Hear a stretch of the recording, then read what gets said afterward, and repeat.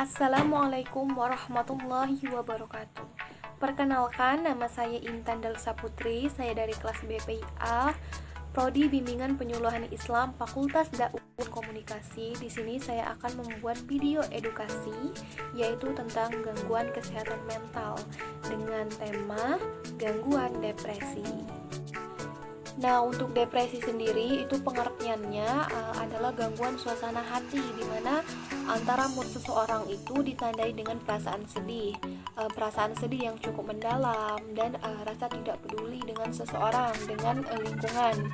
Semua orang itu pasti pernah mengalami sedih ataupun keadaan yang tidak signifikan. Tetapi untuk depresi sendiri dinyatakan depresi jika mengalami gangguan ataupun suasana hati yang tidak baik itu dialami selama 2 minggu. Misalkan 2 minggu merasa sedih, putus harapan dan tidak berharga. Tetapi kalau misalkan belum 2 minggu itu belum bisa dikatakan depresi. Nah, sebaliknya jika sudah 2 minggu lebih kehidupan seseorang tidak normal seperti biasanya, mengalami sedih yang berterusan, putus harapan, itu bisa dikatakan dengan depresi. Nah, apa yang menyebabkan seseorang depresi? Seseorang itu terkena depresi. Ada sebenarnya yang menyebabkan ataupun memicu terjadinya depresi. Antara lain itu mengalami peristiwa traumatis ataupun tekanan batin, misalnya karena penyiksaan ataupun pelecehan, kematian orang terdekat, atau kesulitan ekonomi itu dapat menyebabkan depresi. Nah, untuk kematian orang terdekat misalkan ada seseorang, kita anggap saja si A ini memiliki seorang ibu, kemudian ibunya tadi meninggal. Nah, lalu si A ini tadi mengalami depresi, sedih yang terus-menerus selama 2 minggu hidupnya, keadaan hidupnya itu tidak normal gitu ya, sedih terus-menerus menatapi kematian seorang ibunya. Nah, jadi si A ini tadi bisa dikatakan depresi sebab sudah mengalami kehidupan yang tidak normal seperti biasanya. Nah, ataupun kesulitan ekonomi. Masa pandemi sekarang banyak orang yang pengangguran ataupun yang terkena PHK, lalu mengalami sedih, mengalami kehidupan ini menganggap kehidupan tidak berharga, itu bisa juga dikatakan dengan depresi karena kesulitan ekonomi gitu ya. Lalu kemudian memiliki penyakit yang kronis ataupun serius. Nah, setelah menderita penyakit kronis seperti kanker, stroke atau HIV, itu bisa menyebabkan seseorang terkena depresi karena merasa sedih ataupun merasa cemas dengan penyakit yang telah dialaminya. Lalu selain penyebab tadi, terdapat juga beberapa penyebab yang dapat menyebabkan ataupun meningkatkan depresi itu sendiri. Yang pertama, terdapat masalah biologis. Untuk masalah biologis sendiri, seseorang kan yang mengidap depresi itu kemungkinan mengalami perubahan fisik di otak, sehingga tingkat signifikan dari perubahan fisik walaupun belum diketahui secara pasti, itu pada akhirnya dapat membantu seseorang menentukan sesuatu yang menyebabkannya. Yang kedua, terdapat gangguan kimia pada otak, di mana ada neurotransmitter yang kita ketahui kan neurotransmitter itu bahan kimia yang ada di otak, terbentuk secara alami dan disebut dapat berperan dalam depresi. Jadi terdapat sebuah penelitian yang menyebutkan jika perubahan dalam fungsi dan efek neurotransmitter dapat mempengaruhi stabilitas suasana hati sehingga mempengaruhi tingkat depresi pada seseorang. Yang ketiga, ada gangguan hormon. Perubahan atau gangguan pada keseimbangan hormon juga dapat memicu terjadinya depresi. Hal ini kerap terjadi selama kehamilan ataupun beberapa minggu atau bulan setelah pasca partum. Selain itu, seseorang yang mengalami tiroid, menopause, serta beberapa kondisi lainnya juga memiliki resiko tinggi pada depresi. Yang keempat, terdapat penyakit keturunan. Jadi masalah depresi lebih berisiko terjadi pada seseorang yang keluarga intinya pernah mengidap depresi. Disebutkan jika gen dapat mempengaruhi resiko dari penyebab depresi. Lalu apa sih yang dirasakan orang yang mengalami depresi? Di sini ini, orang yang mengalami depresi itu tidak hanya merasakan perasaan sedih, tetapi depresi juga memiliki gejala penyerta lainnya. Artinya, selain perasaan sedih, adalah gejala lain yang menyebabkan depresi. Seperti tadi, selain merasa sedih, itu juga merasa cemas dalam kehidupannya, dalam setiap kegiatannya, itu merasa hampa sepanjang waktunya, lalu merasa tidak berharga, dan kemudian dibebani rasa bersalah atau penyesalan yang sangat mendalam terhadap tingkah laku ataupun kesalahan yang telah lalu kehilangan minat, artinya kehilangan minat di segala bidang, di segala hal, termasuk hobi, termasuk kegiatan yang sebelumnya diminati. Yang tadinya sangat meminati membaca, sangat minat membaca, kemudian sangat minat dalam bermain, sekarang dengan adanya depresi sudah tidak ada minat lagi dalam segala aspek, dalam segala hal. Lalu jika ditanya depresi itu apakah berat? Tentu saja berat, sebab depresi itu merupakan gangguan mental yang cukup serius. Kondisi seseorang yang dapat menyebabkan penderitanya sangat-sangat menderita, tidak bisa beraktivitas dengan baik, bahkan mencoba untuk bunuh diri. Depresi juga merupakan gangguan mental yang diderita oleh banyak orang. Menurut WHO, lebih dari 264 juta orang dari segala usia di seluruh dunia menderita depresi. Bila berlangsung lama dengan intensitas yang berat, depresi juga bisa menjadi kondisi kesehatan yang serius yang mempengaruhi perasaan, pemikiran, dan perilaku. Berdasarkan Manual Diagnostik dan Statistik Gangguan Mental ataupun DSM, seseorang yang menderita depresi berat menunjukkan tanda-tanda seperti yang pertama, berpikir untuk menyakiti diri sendiri ataupun ingin bunuh diri, sangat mempunyai keinginan untuk bunuh diri.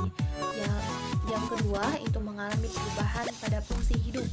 Lalu yang ketiga, gejala harus berlangsung selama 2 minggu ataupun lebih. Artinya jika seseorang sudah mempunyai gejala yang bersangkut paut dengan depresi selama 2 minggu berturut-turut, itu sangat memungkinkan terkena depresi. Dan terakhir, merasa tertekan atau kehilangan minat maupun kesenangan. Untuk diagnosis depresi sendiri, dokter akan mendiagnosis depresi dengan melakukan wawancara medis, pemeriksaan fisik, pemeriksaan psikologis, serta pemeriksaan penunjang seperti pemeriksaan darah jika diperlukan. Pemeriksaan tersebut dilakukan juga untuk mengetahui penyebab depresi. Seperti pemeriksaan fisik tadi ya, dokter itu mungkin akan melakukan pemeriksaan fisik dan mengajukan pertanyaan yang berhubungan dengan kesehatan.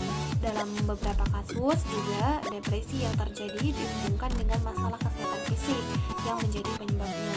Lalu tes laboratorium, salah satu pemeriksaan yang dapat dilakukan untuk memastikan gangguan depresi. Pengobatan depresi. Yang kita ketahui dalam hidup ini, jika hidup dengan depresi memang sulit untuk dilakukan. Tetapi jika ada upaya dan usaha untuk mengobati, tentunya dapat membantu untuk meningkatkan kualitas hidup pengidap atau meningkatkan kualitas hidup seseorang yang mengidap depresi.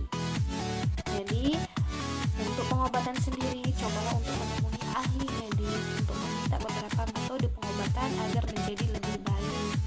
Beberapa cara juga yang bisa dilakukan dokter untuk membantu pengidap mengatasi depresi yang dialami, seperti yang pertama itu psikoterapi, yang kedua itu cognitive behavior therapy atau CBT. Terapi CBT ini bertujuan untuk membantu pengidap melepaskan pikiran dan perasaan negatif serta menggantinya dengan respon positif. Lalu yang ketiga, problem solving therapy (PST), memecahkan masalah. Nah, terapi ini digunakan untuk meningkatkan kemampuan pengidap mengalami pengalaman yang memicu rasa tertekan. Lalu yang keempat, interpersonal terapi atau IPT. di mana terapi IPT ini digunakan untuk membantu mengatasi masalah yang muncul saat berhubungan dengan orang lain. Dan yang kelima ada terapi psikodinamis, di mana terapi psikodinamis ini membantu seseorang atau membantu pengidap memahami apa yang dirasakan dan bagaimana merespon perasaan tersebut. Dan yang terakhir ada obat antidepresan seperti escitalopram, paroxetine, dan yang lainnya. Lalu pencegahan depresi. Depresi biasanya disebut suatu masalah yang tidak dianggap dapat dicegah, sulit untuk mengenali segala hal yang menjadi penyebabnya, sehingga lebih sulit untuk melakukan pencegahannya. Namun jika kita mengidap episode depresi ataupun sesi depresi, akan lebih baik untuk mencegah kekambuhan dengan mempelajari beberapa cara yang ampuh seperti perubahan gaya hidup dan pengobatan yang efektif. Nah, apa saja sih caranya yang bisa kita lakukan untuk mencegah depresi? Antara lain, yang pertama itu hindari kebiasaan menyendiri dengan mencari komunitas yang baik. Jadi jangan terlalu introvert, jangan terlalu menutup diri, jangan terlalu menyendiri dari kerumunan. Kedua, kita harus bisa membuat hidup kita lebih sederhana dengan membuat rencana jangka pendek ataupun jangka panjang. Jadi dalam kehidupan kita sudah mempunyai planning apa saja yang harus kita lakukan agar hidup kita tadi tidak menyendiri, agar kita tidak merasa cemas, tidak merasa sedih. Jadi kita sudah ada planning, sudah ada rencana jangka pendek ataupun jangka panjang. Lalu yang ketiga, berolahragalah secara teratur minimal 3 jam seminggu dengan durasi 30 menit, dimana jika kita akan mempunyai keadaan ataupun kondisi badan yang fit, badan yang sehat, itu membuat kita mencegah depresi itu sendiri. Lalu yang kelima, konsumsilah makanan dengan gizi yang seimbang dan pola makan yang teratur juga. Jadi kita harus mengurangi makanan yang siap saji, kita harus mengurangi makanan instan, kita harus mengutamakan makanan dengan gizi yang seimbang. Lalu pola makan juga yang teratur, harus disiplin waktu. Lalu buat hidup kita lebih santai dan hindari stres. Jangan memikirkan segala hal yang membuat hidup kita stres. Jadi hindari stres, betul-betul hindari stres itu. Kemudian yang terakhir, hindari konsumsi minuman beralkohol serta obat-obatan terlarang. Sebab jika mengkonsumsi minuman yang beralkohol serta mengkonsumsi obat-obatan yang terlarang juga dapat mengakibatkan depresi. Nah, jadi dengan beberapa hal cara untuk mencegah depresi ini semoga dapat membantu kita semua dengan mencegah depresi. Nah, mungkin itu saja penjelasan